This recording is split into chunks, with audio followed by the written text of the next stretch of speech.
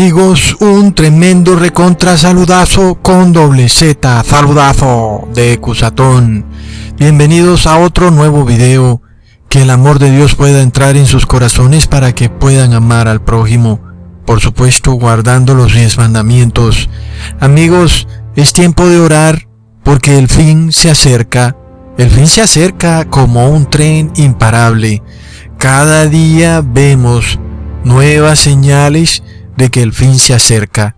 Y ojalá, amigos, esto no sucediera tan rápido, pero vemos como todos los días viene más rápido. Así que hay que apercibirse. El fin viene como un tren imparable. El mundo va hacia un precipicio, un descarriladero. ¿Por qué? Porque son como un borracho que tropieza en aquella piedra de fundamento y van error tras error, desastre tras desastre. Por lo cual, amigos, vemos que ellos, cada solución que tratan de implementar para solucionar el colapso de este mundo viene a ser peor que el problema. Pero la verdadera solución no la quieren tomar y no les da la reverenda gana de tomarla. Para colmo, ya se preparan para perseguir a los siervos de Dios.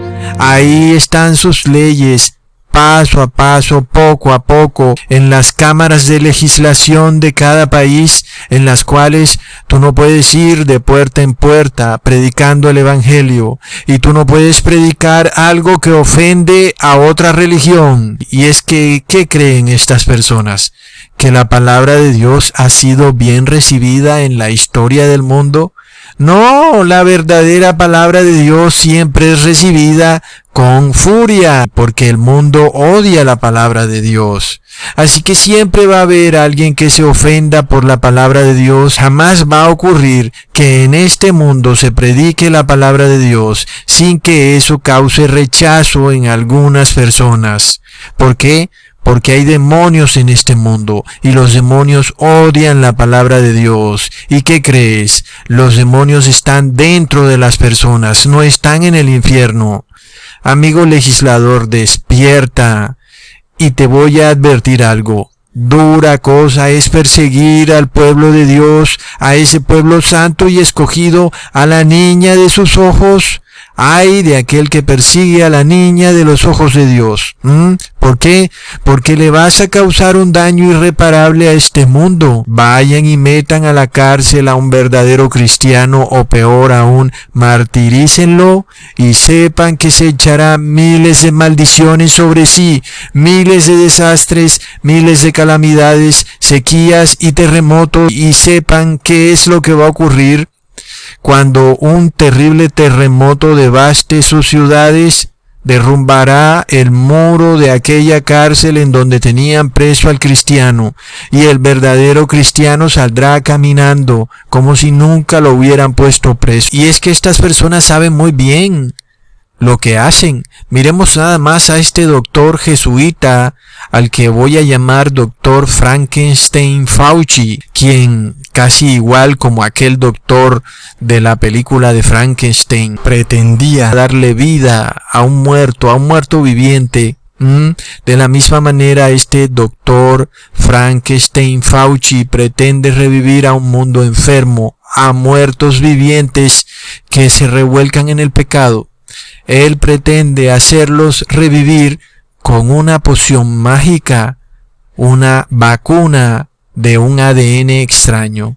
Pero sabemos que el mundo está enfermo y está enfermo de pecado, y el único que puede revivir a un mundo perdido es Jesucristo. Pero este mismo doctor Frankenstein Fauci declara que el cerramiento puede o podría causarle al mundo un daño irreparable. Nosotros sabemos muy bien de qué es lo que habla este doctor Frankenstein Fauci. Él está citando al libro de Esther, en el capítulo 7, versículo 3, que dice: «Oh rey, si he hallado gracia en tus ojos y si place al rey que se me conceda la vida, esa es mi petición y la vida de mi pueblo». Ese es mi deseo, pues yo y mi pueblo hemos sido vendidos para ser exterminados, para ser muertos y aniquilados. Si hubiéramos sido vendidos como siervos y siervas, me callaría, pero nuestra muerte sería para el rey un daño irreparable. Oh, no, amigos, nada es coincidencia. Porque el verdadero daño irreparable es esto que empiezan a hacer los estados, los pueblos, los municipios, los condados, las localidades, y es perseguir a los verdaderos cristianos con su falsa ciencia y pronto con su falsa religión. Sepan bien que cuando hagan eso, se echarán encima una tremenda maldición.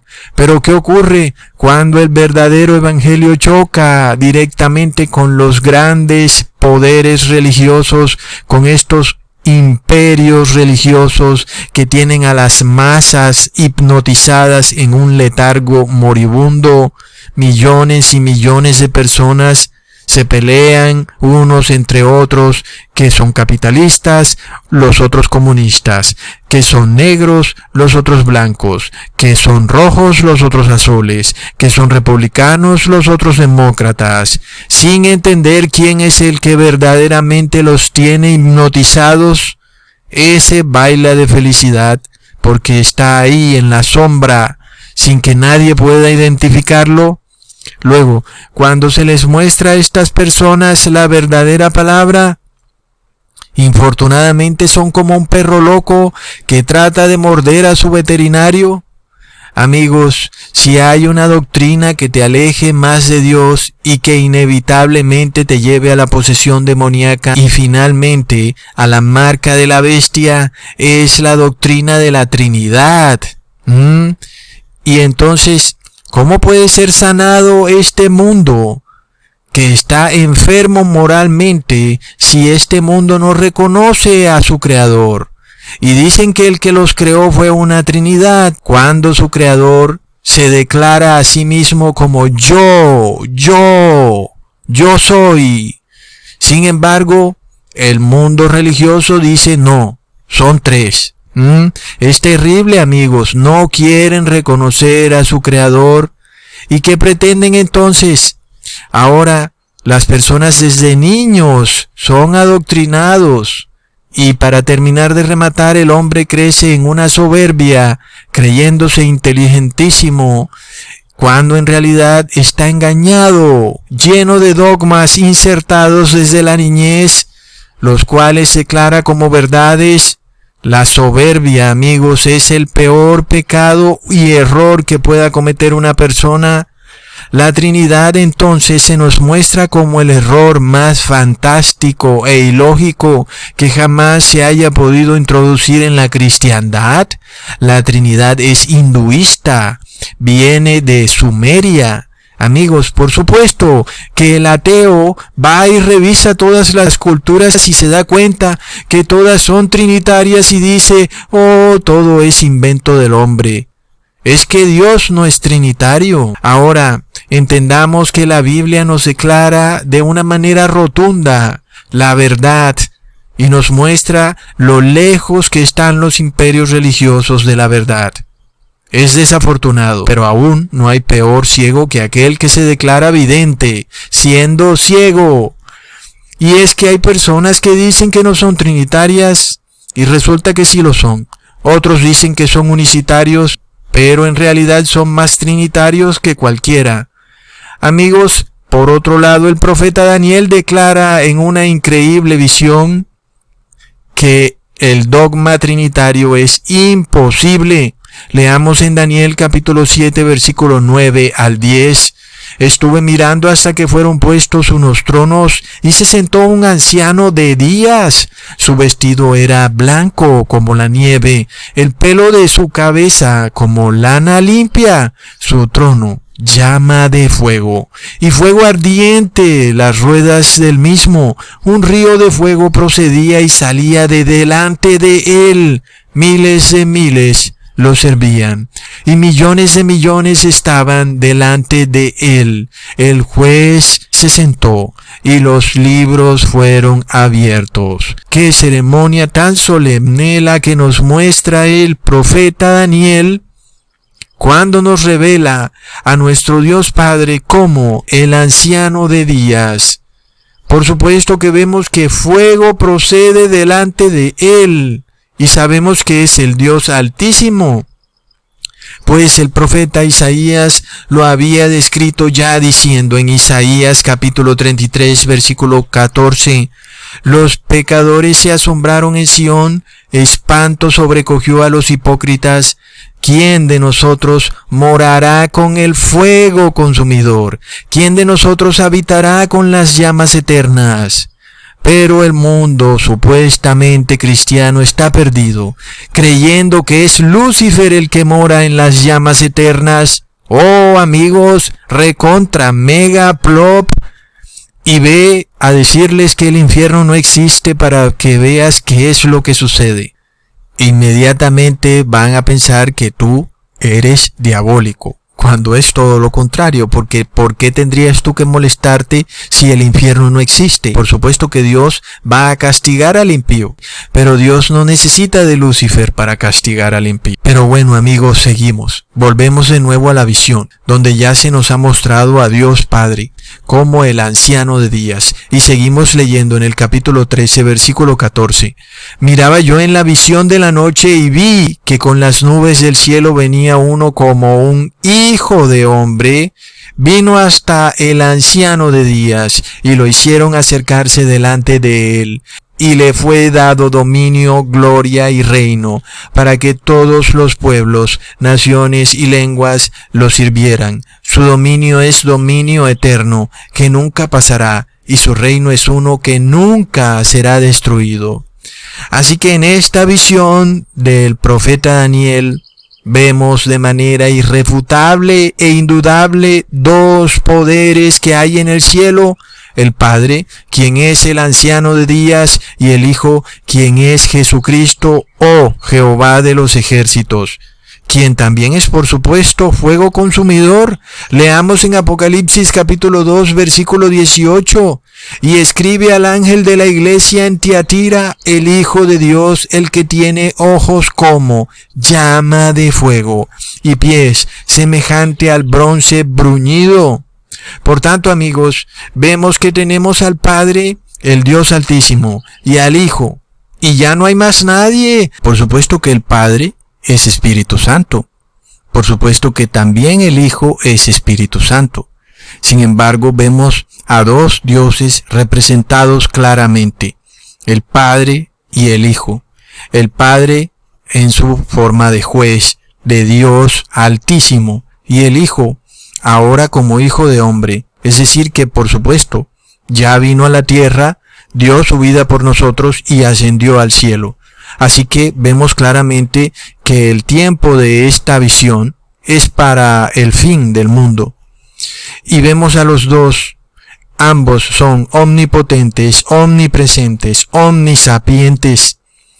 Del Padre sabemos que lo es, por supuesto, y de Jesús Él nos dio prueba clarísima de que es omnipotente, omnipresente y omnisapiente cuando Él estuvo aquí en la tierra. Así que vemos que la doctrina trinitaria en todas sus formas o variaciones, llámala como la quieras llamar, seas trinitario de 3 en 1 o de 3 solamente o unicitario que termina siendo trinitario, siempre vemos que es un error. Más y cuando tenemos una visión clarísima de algo que está ocurriendo hoy en día en el cielo. El juicio de la humanidad, tu caso, el caso de tus familiares, de tus hijos, de tus padres está siendo revisado. Cada persona es revisada. Todo lo que esta persona o cualquier persona ha hecho en vida es anotado en unos libros. Pon atención. Cuando el juez se sienta, inclusive cuando estamos hablando en términos mundanos, sabemos que cuando un juez se sienta es porque va a juzgar, es porque va a dictar sentencia. Es claro que esto tiene que ocurrir antes de que acabe el mundo. De otra manera, ¿cómo puede Dios dar por terminado el mundo si no ha dictado sentencia? Ahora, el juez mundano se sienta en su corte de justicia y es para dar sentencia. Y asimismo vemos a nuestro Padre Celestial sentado en su corte celestial para dar justicia y para dar sentencia. Y tú no puedes estar en esa corte celestial. Tú estás aquí en la tierra y no tenemos ni idea cuándo nuestro caso pasa enfrente de Dios para ser discutido, no solo ante Dios, sino ante el Hijo y ante millones de ángeles. Imagínate nada más, toda tu vida es ventilada en el cielo. Todo lo que tú hiciste cuando nadie estaba viendo es ahora tema de discusión en el cielo ante millones de ángeles. No por nada estamos viendo en el fin del mundo que la privacidad del ser humano se pierde.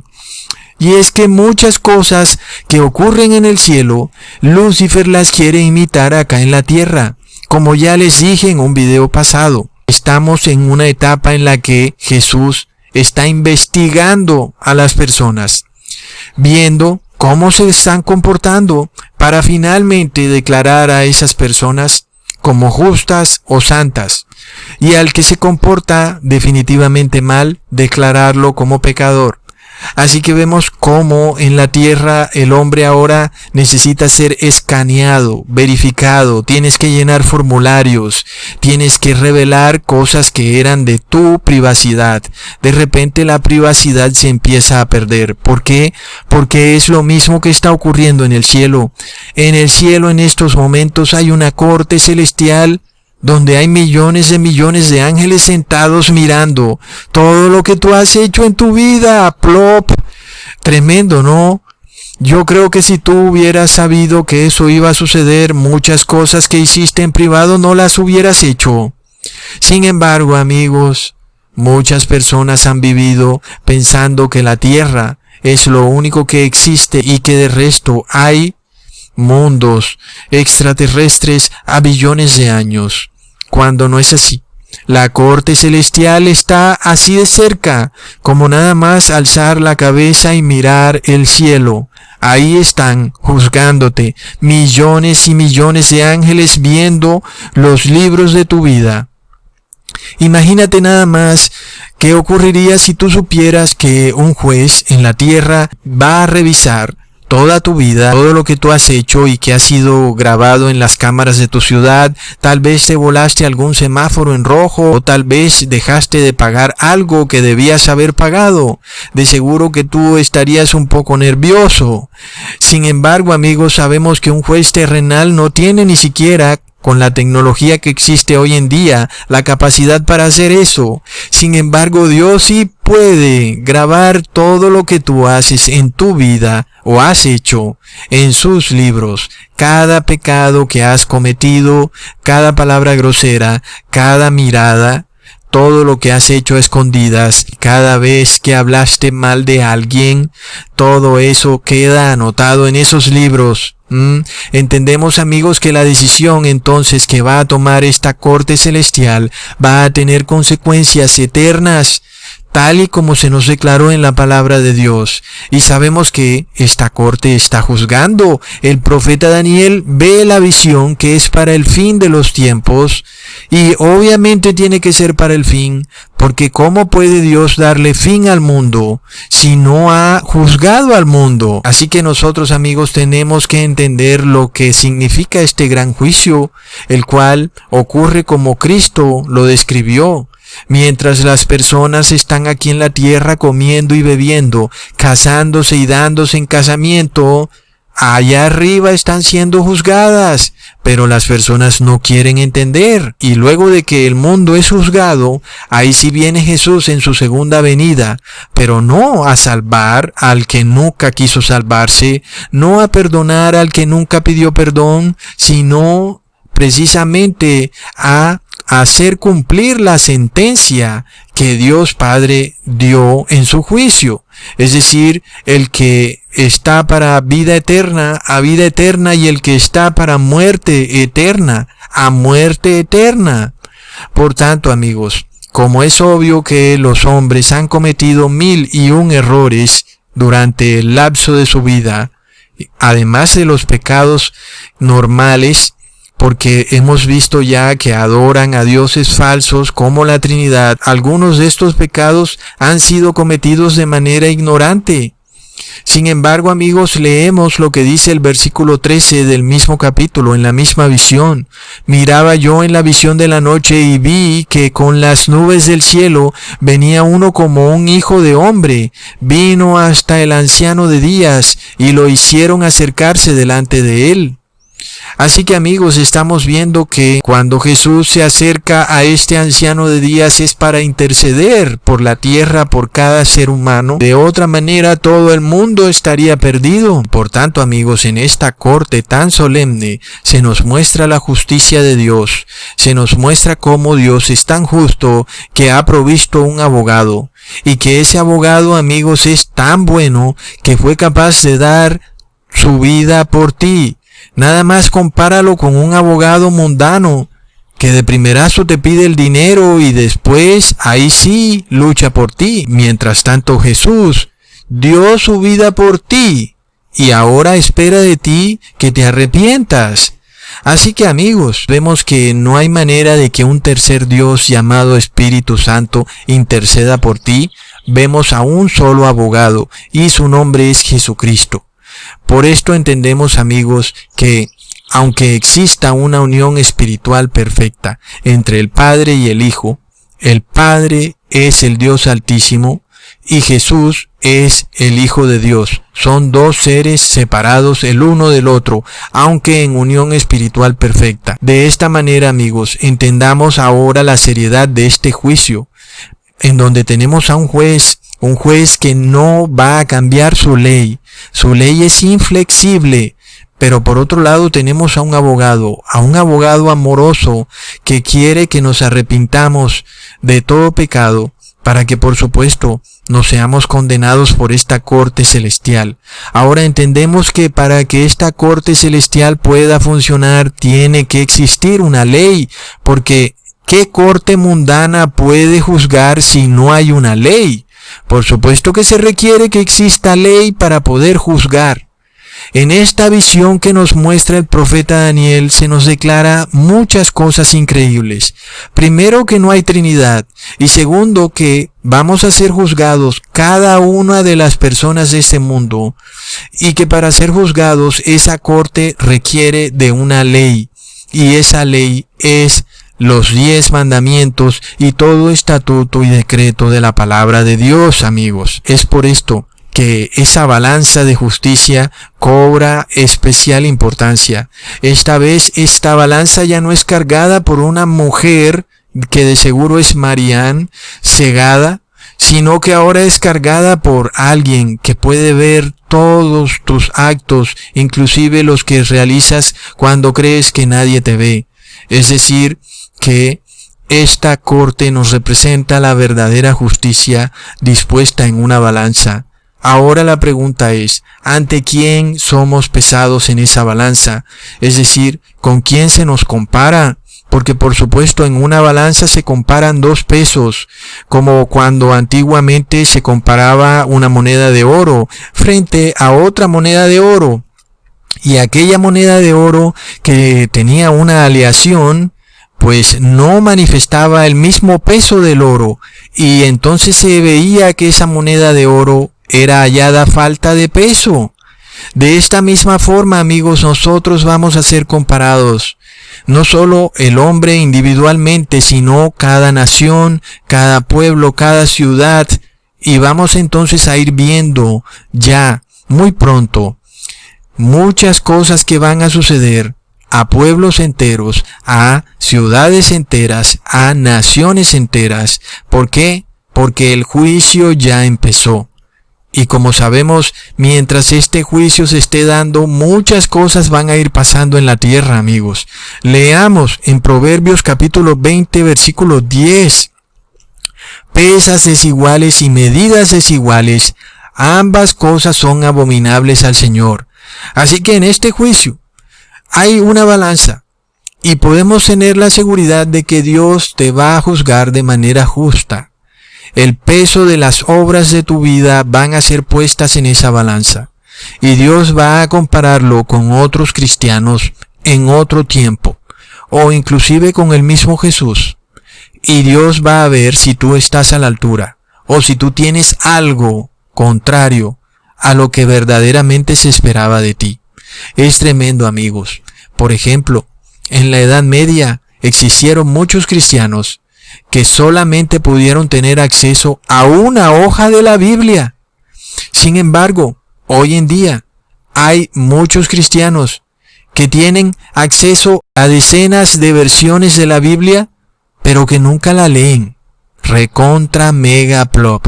¿Cómo crees que ese cristiano de hoy en día va a quedar en una balanza en la que es pesado versus aquel cristiano de la Edad Media que estuvo dispuesto a arriesgar su vida por esa hoja de un solo capítulo de la Biblia? Por supuesto que vas a ser hallado falto. Y es que, amigos, este es el mismo concepto. Cuando se pesaba una moneda de oro puro en la balanza versus otra moneda que supuestamente era de oro, pero que luego resultaba hallada falta de peso. Por esto se declara en Éxodo capítulo 28 versículo 36. Harás además una lámina de oro fino y grabarás en ella como grabadura de sello, santidad a Jehová. Así que vemos claramente que el oro se compara con la santidad. Por tanto, amigos, recordemos que un rey de Babilonia llamado Beltasar hacía una fiesta, y mientras él estaba en su banquete comiendo y bebiendo, en ese momento él estaba siendo juzgado en el cielo. Ahora, ¿por qué si él era un ser humano y supuestamente el juicio ocurre es al fin del mundo, por qué él está siendo juzgado en esa época, cuando no era el fin del mundo? Porque él representaba un reino. Por supuesto que Dios puede juzgar a los reinos durante todas las edades, pero este juicio que ocurre en el fin del mundo es cuando Dios juzga individualmente a cada persona, a todo ser humano que ha vivido en esta tierra, desde Adán hasta el último ser humano que va a nacer, que sabemos que está muy próximo a ocurrir. Así que, en este caso, en el caso del rey Beltasar, él ni siquiera sabía que estaba siendo juzgado, así como hoy en día la mayoría de las personas no tienen ni idea que están siendo juzgadas en el cielo. Él, el rey Beltasar, seguía con su parranda, ya estaba borrachito, entrada ya la noche. De repente una mano escribía en la pared de su palacio el veredicto de aquella sentencia otorgada por la corte celestial. Leamos en Daniel capítulo 5 versículos 5 al 6. De pronto apareció sobre la pared una mano que comenzó a escribir, y la luz de las lámparas permitían ver cómo escribía. En cuanto el rey vio la mano, se puso blanco y comenzó a temblar de miedo. ¿Qué decía aquella escritura en la pared? Leamos en el versículo 25 al 27 del mismo capítulo. Y la escritura que trazó es Mene, Mene, Tekel, Uparsin. Esta es la interpretación del asunto. Mene, contó Dios tu reino y le ha puesto fin. Tekel, pesado has sido en balanza y fuiste hallado falto. Estas palabras, amigos, son las mismas que Dios va a pronunciar para cada ser humano que no quiera arrepentirse y dejar de pecar. Y, amigos, lo peor del caso es que no vamos a escucharlas, ni nadie las va a escuchar. Y pienso que está muy bien. Dios es muy bueno que no permita que nadie escuche esas palabras. ¿Te imaginas en este mundo personas sabiendo que ya están perdidas para siempre? ¿Cómo actuarían esas personas y cómo destruirían a la mayor cantidad de personas que pudieran, nada más porque ellos se van a perder? Menos mal que nadie puede escuchar esta sentencia. Sin embargo, amigos, para nosotros es muy claro que esto está ocurriendo en estos momentos, y esto Dios no lo ha puesto para nuestra perdición, sino para nuestra salvación.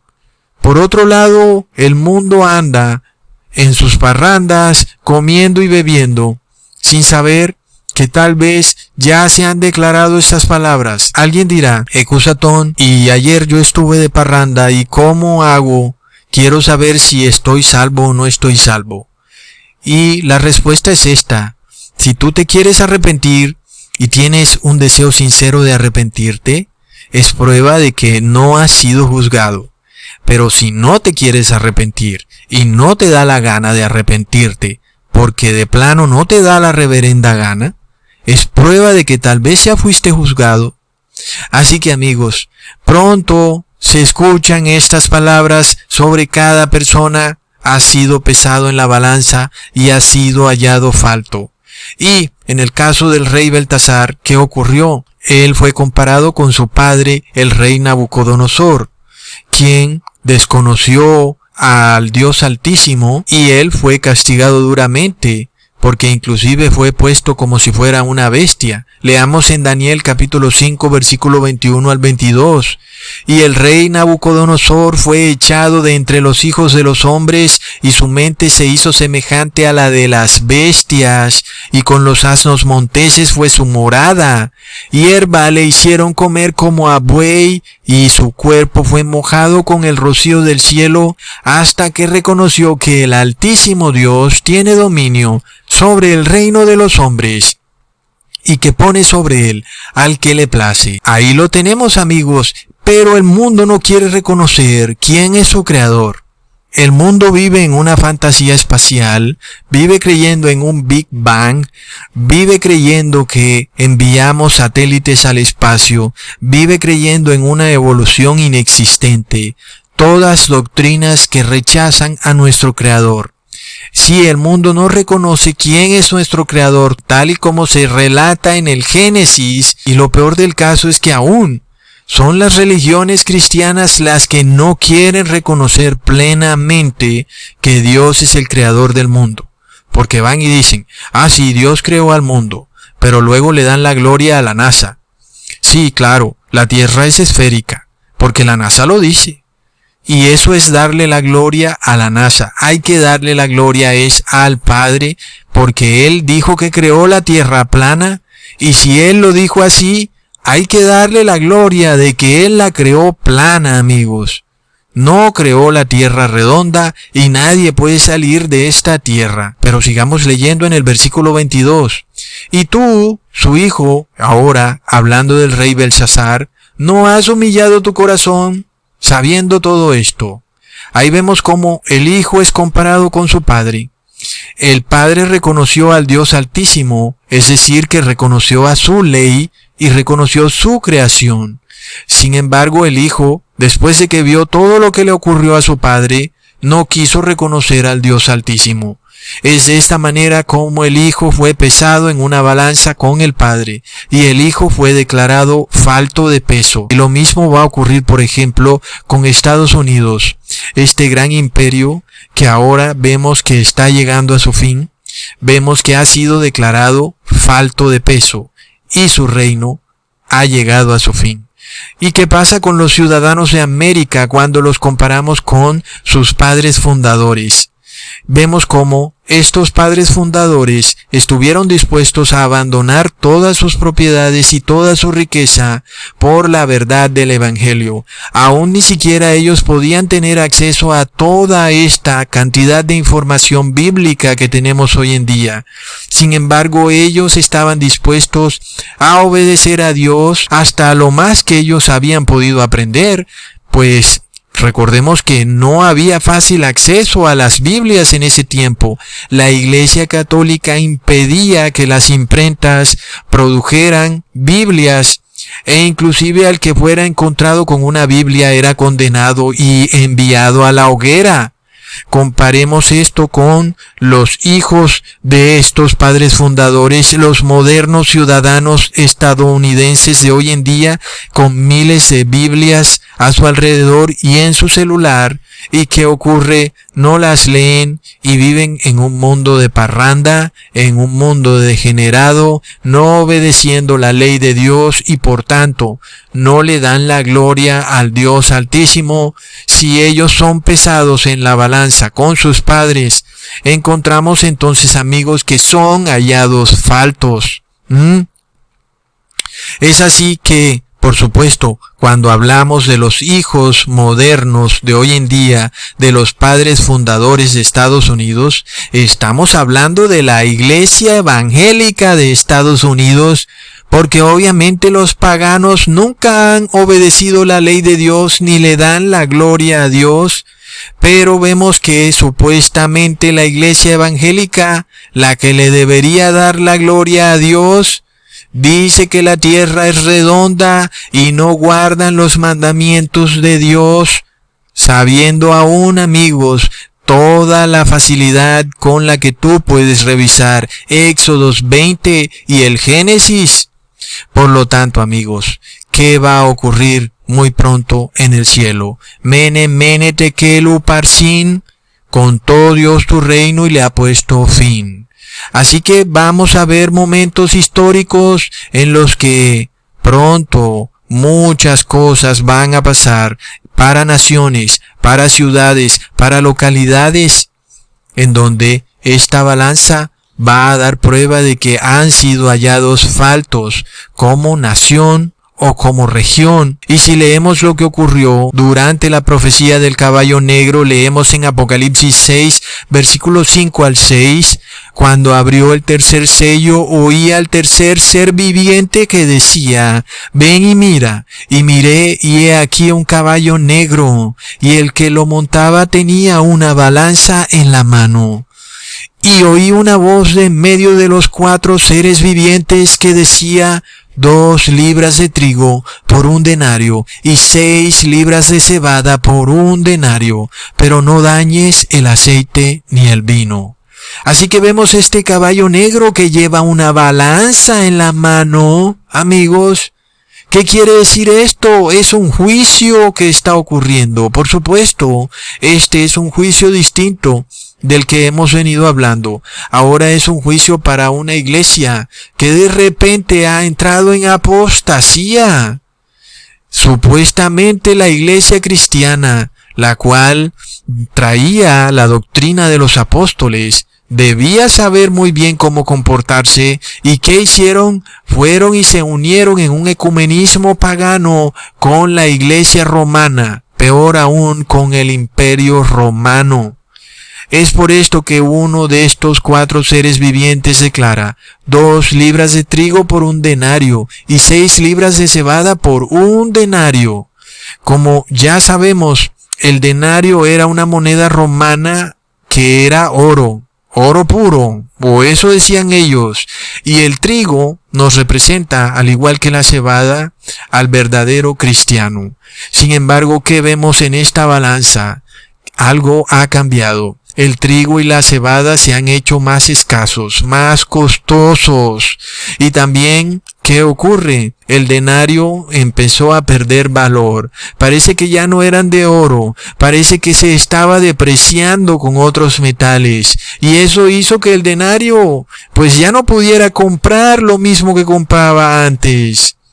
Así que, amigos, curiosamente en el gobierno del emperador Aureliano, que finalizó en el siglo 275 después de Cristo, empezaría una depreciación de la moneda romana, es decir, del denario, lo cual coincide más o menos con el inicio de este caballo negro, que es cuando se forma este ecumenismo cristiano entre la iglesia cristiana primitiva, cuando se une con el imperio romano pagano al establecerse el edicto de Milán en el siglo 313, en el que se ha declarado el domingo como día solar, como día de reposo, y luego por supuesto el concilio de Nicea, en el cual se declara a la Trinidad, amigos, como el Dios Altísimo, que es un Dios que es 3, pero que a veces es 1. ¡Qué terrible! Por esto vemos, amigos, que el que ahora quiere adorar a Dios en espíritu y en verdad tendrá que manifestar más valor, pues se ha hecho escasa la cebada y el trigo. Ya no hay verdaderos cristianos. ¿Por qué? porque sus rodillas tiemblan de miedo. Se depreció el cristianismo. El oro se mezcló con una aleación inmunda, en el cual el cristianismo se mezcló con el paganismo, amigos, y la iglesia que reposaba en sábado terminó reposando en un día falso de reposo llamado domingo. Y los que adoraban a Dios Padre en espíritu y en verdad, ahora adoran a un falso Dios trinitario. Por tanto, han sido hallados faltos de peso. ¿Será, amigos, que estas cosas se van a volver a repetir en el fin de los tiempos? Porque estamos viendo que existe de nuevo un ecumenismo, de cómo Estados Unidos está ahora entrando en un ecumenismo con Roma, con la Iglesia Católica, la cual persiguió a muchos cristianos. Dicen que 50 millones de cristianos fueron martirizados por la Iglesia Católica. Y vemos de nuevo este ecumenismo. Vemos de nuevo entonces que el cristiano se hace escaso. Vemos de nuevo que muchos serán hallados faltos y que su cristianismo está depreciado, que no es realmente oro puro. Ahí es cuando los ciudadanos de Estados Unidos de hoy en día son comparados con los padres fundadores. Por esto Jesús dice en Mateo capítulo 11, versículo 21, «Ay de ti, Corazín, ay de ti, Betsaida, porque si en Tiro y en Sidón se hubieran hecho los milagros que han sido hechos en vosotras, tiempo ha que en vestidos ásperos y en ceniza se habrían arrepentido». Y es que, amigos, el verdadero arrepentimiento es cuando damos frutos de arrepentimiento. No es que nos andemos vistiendo de una manera y de la otra, por supuesto que se habla simbólicamente, pero el verdadero fruto de arrepentimiento es dejar de pecar. Y vemos que en América el pecado abunda por todas partes. ¿Y qué es lo que Jesús declara? Si las cosas que se han hecho en este país se hubieran hecho en otras ciudades que fueron completamente destruidas, esas ciudades o esas regiones o esos imperios se hubieran arrepentido totalmente. Así que es una frase fuerte, y vemos entonces que esto tiene mucho sentido cuando es precisamente esta nación protestante, Estados Unidos, la que ahora en cabeza de su presidente Donald Trump, quien además él también dice ser protestante, porque él dice que es de la Iglesia Bautista, y él mismo se está uniendo con Roma. ¿Y cómo es esto posible cuando es precisamente la Iglesia Católica la que hizo salir corriendo de Europa a los padres fundadores de Estados Unidos? ¿Cómo es que ahora Donald Trump se une a la Iglesia Católica de Roma? Por supuesto que estamos viendo el mismo error repetirse de nuevo. Es lamentable, amigos. Por lo cual vemos que de esta nación, de lo que hoy conocemos o lo que conocíamos de Estados Unidos hace un año, pronto no va a quedar nada.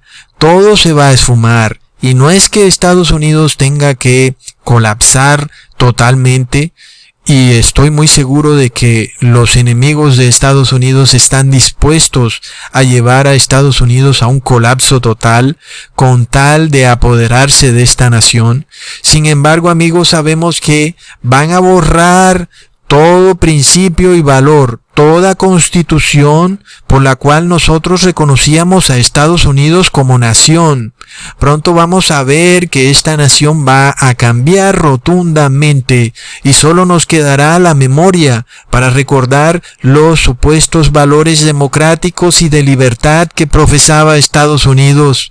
Tal vez quede su bandera y sus límites geográficos, pero de aquella nación de libertad y de cristianismo verdadero no quedará nada. Y por otro lado, para ti como ser humano, como individuo, debes saber que hoy estás siendo juzgado. Significa que estás siendo pesado en una balanza. No solo vas a ser comparado con cristianos de otras épocas que no tenían acceso a la Biblia como tú hoy lo tienes, sino que también vas a ser comparado como Jesús y cómo Jesús vivió su vida. Pero aquí está lo increíble de todo. Leamos lo que dice en Mateo capítulo 11, versículo 29. Llevad mi yugo sobre vosotros y aprended de mí, que yo soy manso y humilde de corazón, y hallaréis descanso para vuestras almas. Así que al parecer, al mundo o a la mayoría de los cristianos les parece que el yugo de Jesús es demasiado difícil de llevar y que es mejor llevar el yugo del mundo. ¡Qué cosas! En realidad, lo que nos dice Jesús es que el yugo del mundo es muy duro de llevar. Y lo más curioso es que el yugo del mundo allá en esa corte celestial no pesará en la balanza, mientras que el yugo de Jesús sí pesa en esa balanza y te va a ayudar a que no seas hallado falto de peso. Por eso leemos en Salmos capítulo 55 versículo 22, echa sobre el Señor tu carga y Él te sustentará. Él nunca permitirá que el justo sea sacudido. Tremendo.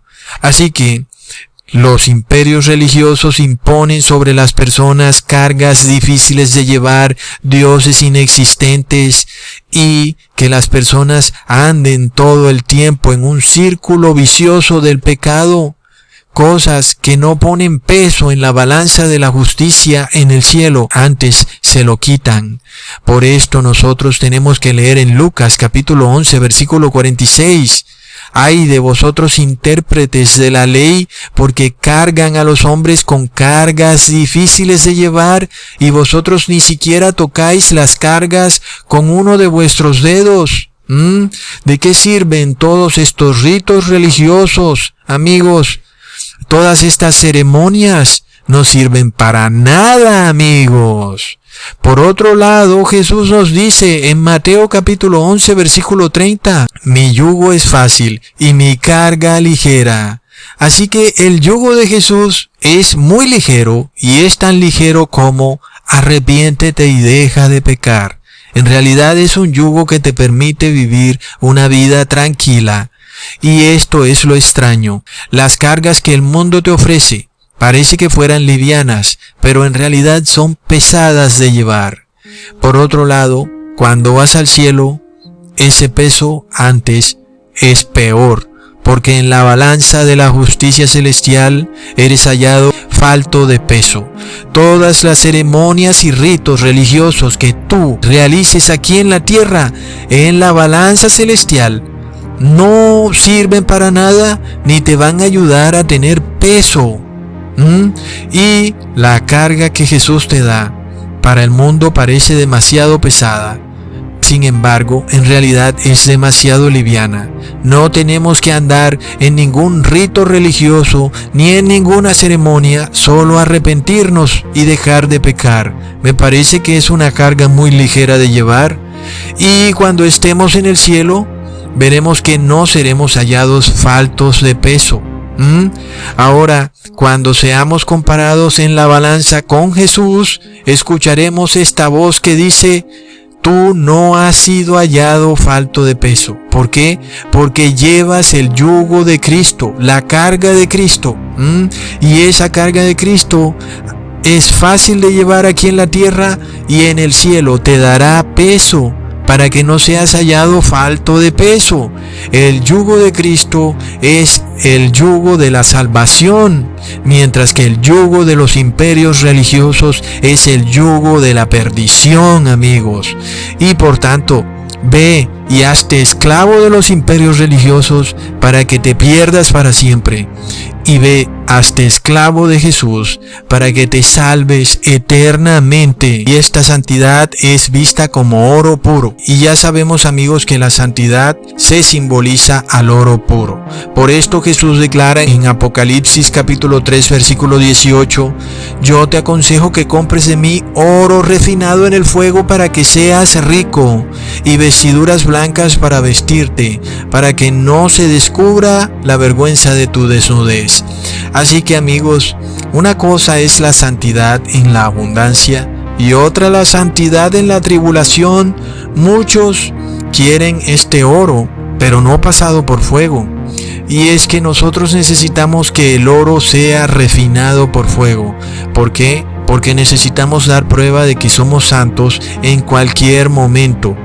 Porque muchas personas están dispuestas a ser santas cuando la vida es buena y hay comida en la nevera.